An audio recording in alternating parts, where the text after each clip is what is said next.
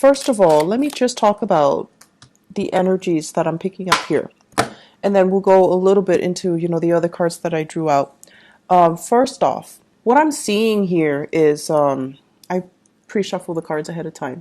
This is an idea of like this machine, okay? It's the Wheel of Fortune in the center of the spread. It's by all means a very, very good card. But I feel like in this context and in the context that we're dealing with for the month of May, this is kind of like that machine. And what it is that, it takes in inputs and then it spits out outputs. And I feel like for many of you, this is your contribution. Okay, you have a lot of skills to offer. You have a lot of like specialized knowledge and expertise and know-how. And many of you are great with problem solving, troubleshooting, supervisors or managers or people that are in charge of big accounts or large quantities of data or doing quality control. And this is your input, and you're putting in a lot of work. And you put it into this machine, and of course, it's going to bring about a lot of prosperity, right? So you're coming into it believing in the system, believing that if you work really, really hard, you're going to get where you need to be because the machine will reward you, right? And the greater the input, the greater the output. So you kind of come into the world or come into this work environment really believing in it. And then you kind of feed into it. But then along the way, you kind of encounter the opposite scenarios where people that don't have very much, they don't come with all the skills and all the expertise and all the educational background and all the life experiences or even the work experiences. They come in very, very subpar and just underwhelming. And they're also feeding into the machine. And they're also getting a lot of prosperity back at them. So is that really fair? I don't think that it is. And especially, in your predicament, I really don't feel that it is. And you don't feel that it's fair. But yet you're encountering situations in your work environment and in your professional life where people that have, an underwhelming amount of skills, they're being treated the same way that you are treated, where you spent many, many years cultivating and honing in on and perfecting your craft. And you're not, or you are getting the same level of recognition, and it just feels very unfair, unjust. I also feel many of you Taurian people on either side of the coin, okay? So many of you right now are in a really, really good career path. And I feel for many of you, you could be like 35 to like 45, okay, that age group. Quite successful, having a lot of people that you command. Everyone looks up to you to solve their problems. Some of you have like a large following. So that means you have a lot of people that are working under you. And they're doing the dirty work for you. So you're commanding them and they're doing the dirty work for you. It doesn't, it's not all about like classism or anything like that, but it's just like stating that people trust you to take the lead and people are willing to follow you because they trust your judgment. So it's a really good position to be. Some of you are in leadership positions as well, leaders amongst children, among the next generation, amongst people in politics as well. So it basically means that, you're in the public eye, you're under a lot of scrutiny, and you pass the test mainly because you don't have a single blemish in your background. And then as a result of that, I feel like you're also feeding into this, building up your professional life, building up your networks, building up your connection. And I feel like you're already at that apex. And there is this sense, for those of you who are dealing with, there's this sense of like, I can just coast. I can just, put in very, very little amount of work. But, even then, you are perfectionistic. So you're not going to be underselling yourself. But I feel it's almost like I can coast. I know everything there is to know. I can come to work without ever being stumped by questions. And so you feel almost as like, it gets to that point where it's like, What else is out there? Should I explore new horizons? I want to, but I might be stuck with a specific skill set that are not transferable to other industries. So where can I go? Where can I apply my skills? Where can I go so that I don't have to start at the bottom of the totem pole, but rely on the skills that I already have under my belt and kind of expand upon it. Many of you are seriously thinking about a change in your geographical location. Where do I want to settle down? Where do I want to buy property? Where do I want to have children? Where do I want to raise children? Do I want to be here or overseas? So there are a lot of issues that are coming through more on the long-term ideological front. Do I want to settle here or do I want to move somewhere else? And I feel a lot of foreign energy, such as, with the Wheel of Fortune. This deals more on the global scale. Am I happy staying in this country or should I make a move elsewhere? And I also feel as well, all my skills, all of my work experience is in one country. Is it transferable or translatable into another work environment or into working in another country? So for example, some of you might have a lot of schooling and a lot of educational background in one country. So for example, you have even, I want to say let's say an MBA in one country, or you have a doctorate degree in one country. And if you were to move, those degrees are not transferable. And so you find yourself kind of stuck, right?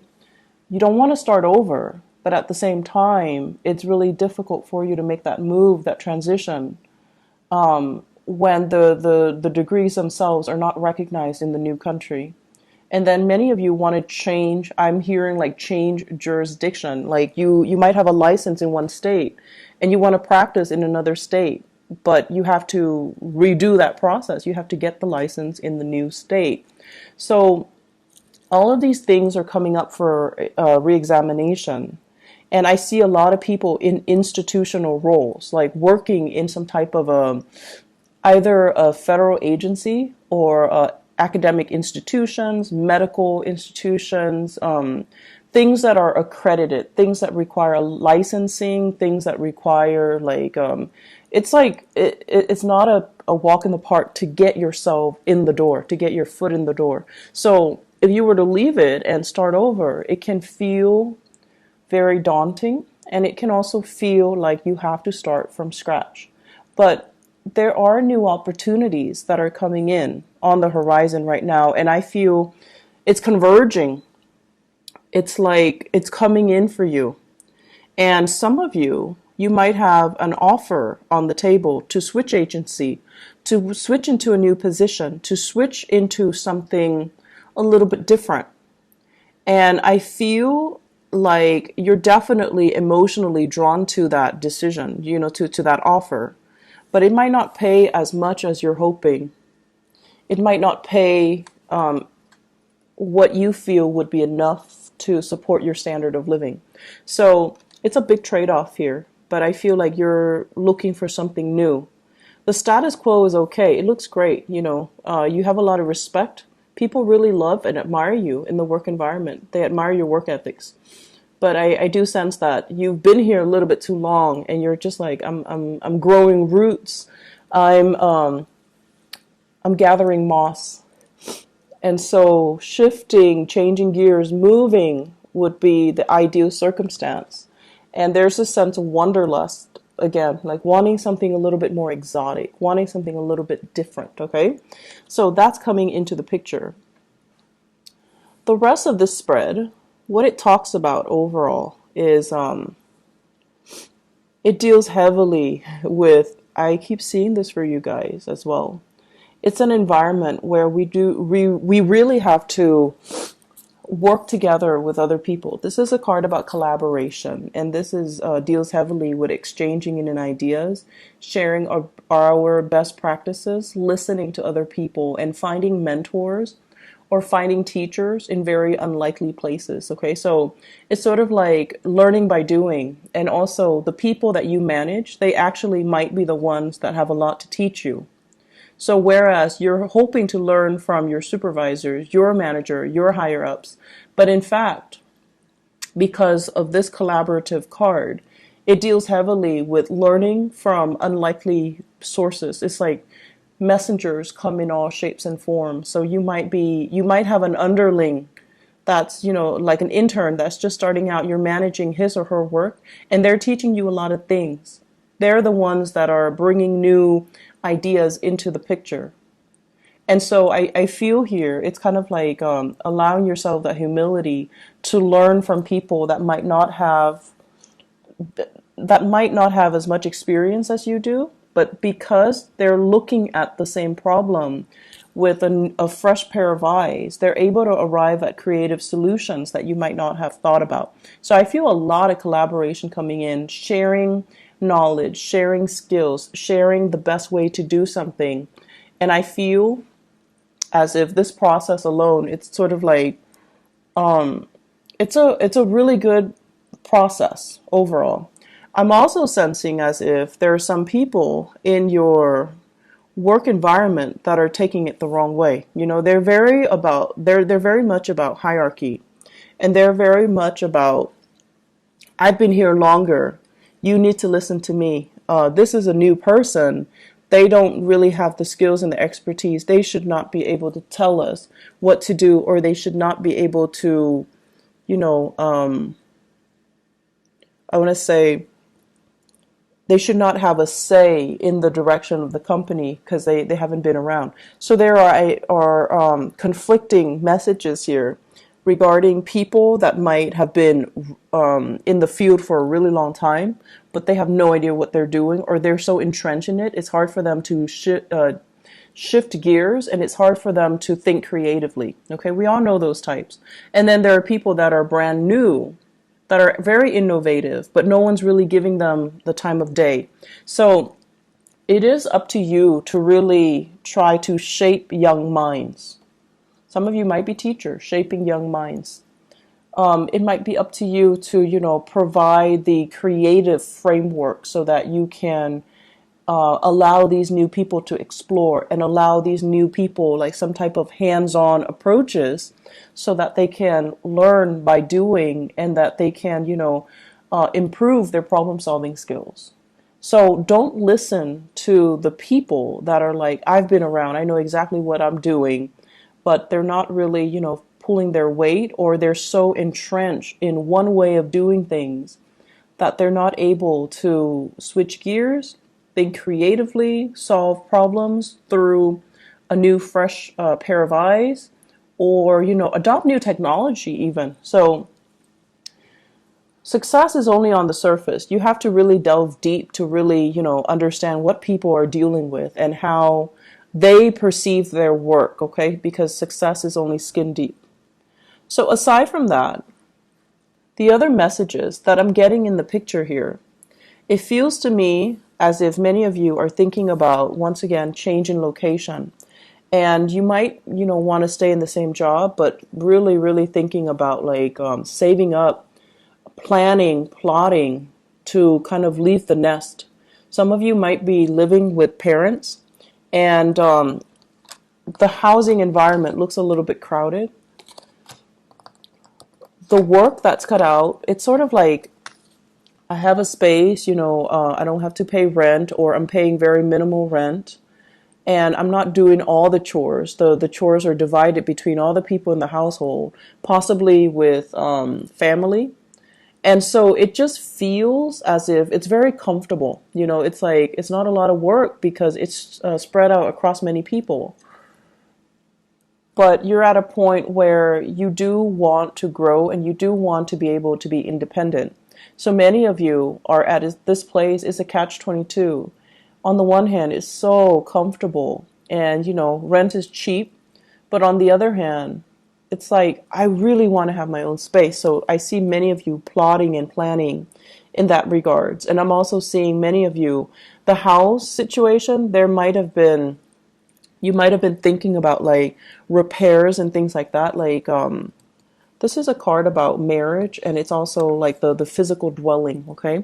When it's in the reverse, I usually think of like putting a lot of money putting a lot of money into a relationship, putting a lot of money into housing repairs.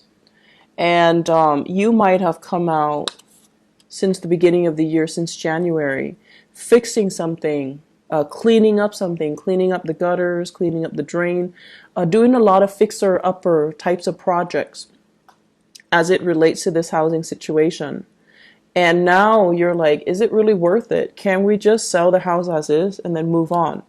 But you're still biding your time, and everything that you do, you are taking very careful and methodical steps. So I feel like some of you are at that point where you're like, maybe we should just sell it, or maybe we should, change location and just rent somewhere else. Maybe we should change into another city. Maybe we should, leave the nest and create our own nest, for those of you who are newlyweds or who are thinking, who are in significant relationships and you're thinking about having children. So that's an element coming in as well. Career looks really, really good. I feel like for many of you, you're very established in your career and you're watching this. And then for others, you're at a place that is very, very safe. Okay, so it's like a 10-year track, or it's like you have your foot in the door in some type of a career building position. So it could be like a governmental agency, it could be with the county, it has really good benefits and things like that. That's what I'm sensing. And if you stay there, you can shift very quickly into a management position. And then from there, you can go into a senior position. So I feel like your career is already set, but you're just like, I'm not sure if this is where I want to be, because life is still calling me.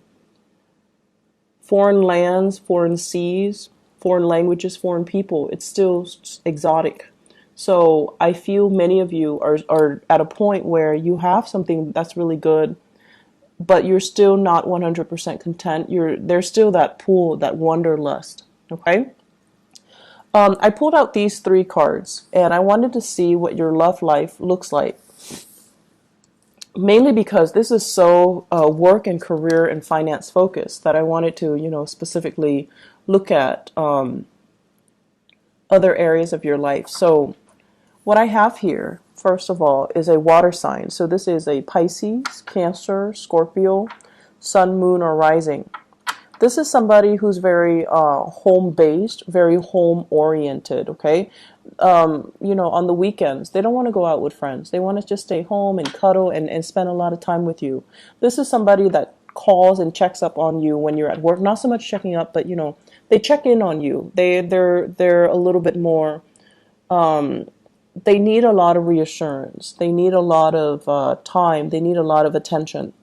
And I feel like many of you, this is a relationship partner for many of you. And I feel for many of you, this is somebody that you're married to. This is somebody that wants to settle down, that wants to that might ask you, do we want to have more children, or can we have more children?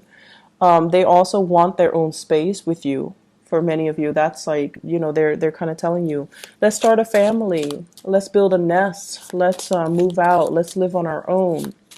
And then for others of you, I feel like you are in a long distance relationship with another person.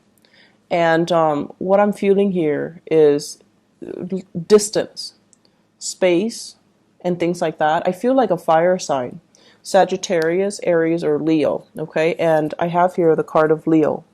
That's coming out very prominently. And I do have here this fire sign. So I feel like there might be a long distance relationship where it's, I don't feel like it's new. I feel like it's been ongoing and it's kind of difficult to maintain, mainly because you're at this point where the person might be wanting to start a family. The person might be wanting to, settle down, have roots and things like that. And so once again, Aries, Sagittarius, or Leo. And it just feels as if there's a sense of longing. There's a sense of both of you mutually missing each other, like really longing for each other to be nearby. And I feel like it's starting to be very difficult to come together, to reconvene, to connect. There might be time differences, You might be like, you might be on different time zones in different areas, in different countries.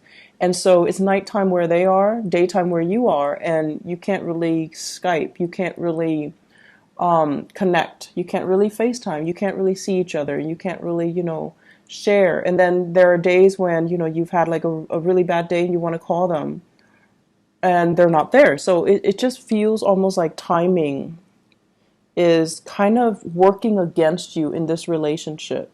And you're watching the time kind of tick away. And so it's hard.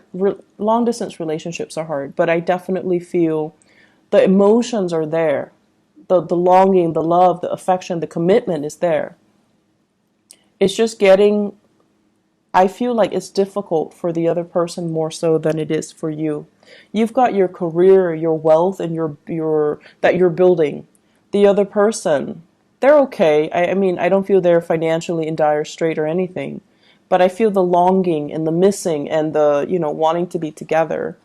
That is taking its toll on them emotionally. And so it's a little bit challenging for the two of you to continue in the relationship because you don't really know, you don't have a vision of how the two of you are going to reconvene. You don't have a vision of how the two of you are going to come together and be, establish a family.